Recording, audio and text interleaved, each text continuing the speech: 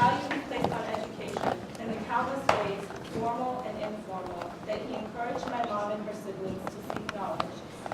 A lover of poetry and the arts, fascinated with science and medicine, for him, knowledge was truly a lifelong pursuit, and his thirst was never quenched, even until the very end.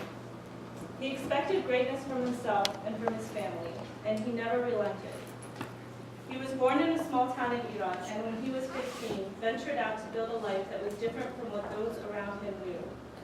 Starting from literally nothing, he went from being a worker in a wheat factory to not only being the owner, but becoming the sole importer for wheat in the whole province of Khuzestan. He was a savvy businessman for sure, this being just the first of a long list of accomplishments, but he was also a humanitarian who was not satisfied with surface accomplishments or seduced by greed for money or power.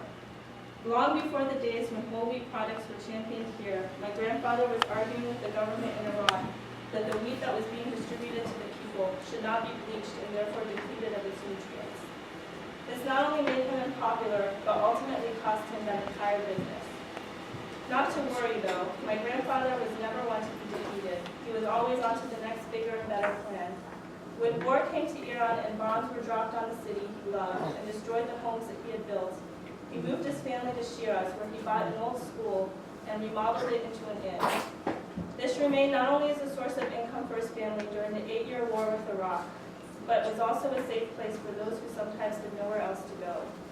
With plans to further expand the property and grow the business, my grandfather was never someone who simply lived in survival mode. Even in the worst of conditions, he never stopped dreaming and never gave up hope on his dreams.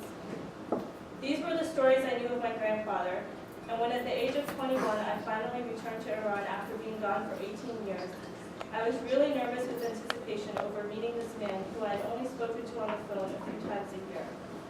Looking back now, I realized that he was probably even more nervous to see his now Americanized grandchildren, wondering what we had been doing all those years, who we had grown up to become, if we could even speak Farsi with him. When we were reunited, he was exactly what I had expected. A fatherly figure, strict, confident, and demanding, yet kind, gentle, protective, and loving. As soon as he opened his mouth, he was reciting poetry. I don't mean that he was reciting a specific poem. This was how he actually spoke. Those of you who knew him know exactly what I'm talking about. For those of you who did not, imagine someone speaking to you as if you were both characters in a Shakespeare play. It is baffling, impressive, funny, passionate, and frustrating all at the same time. When we arrived at my grandfather's house in Abadan, I walked from room to room trying to imagine what life was like for my mom and her family when they lived there before the war. As I found my mother's old room, I started to realize for the first time just how amazing it was for her to, from the place that she had come from, even dream of leaving the comforts of everything she knew for a scary foreign country on the opposite side of the world. I had always appreciated her sacrifice for giving up a comfortable life, but this was the first time that I was proud of her innate ambition, courage, and vision. And this, I imagine, was bittersweet for my grandfather. He had raised his daughter to be strong, ambitious, question the status quo, and dream big.